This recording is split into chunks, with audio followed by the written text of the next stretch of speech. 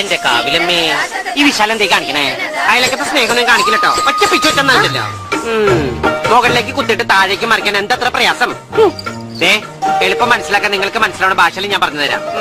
എല്ലാത്തിനും പറ്റുന്നുണ്ട്. മുകളിലേക്ക് മാങ്ങ താഴേക്ക് ചെളികുത്ത്, മാങ്ങ ചെളികുത്ത്, ചെളികുത്ത്. മാങ്ങ പറിച്ചിട്ടേ ചെളികുത്താവും. ദർശനം ചെളി മാത്രം കുത്തിക്കൊണ്ടിരിക്കുന്നത്. മാങ്ങ പറിക്കുമ്പോൾ നിന്റെ കെട്ടിയം വരുമോ? എല്ലാവരും ചിരിച്ച മതി. ഇനി അടുത്ത സ്റ്റെപ്പ് മാങ്ങ പറി, ചെളിക്കുത്ത്, പിന്നെ കടലിലെ വല വീശ്, പിന്നെ മത്തി വിൽപ്പന.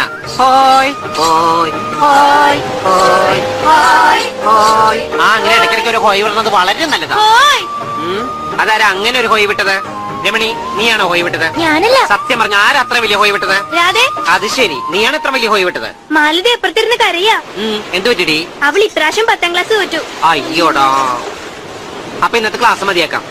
നമുക്ക് നമസ്കാരം ചെയ്തിട്ട് പോയി മാലുവിന്റെ സങ്കടം മാറ്റാം. എന്റെ ഭൂമി ദേവി വാടാ.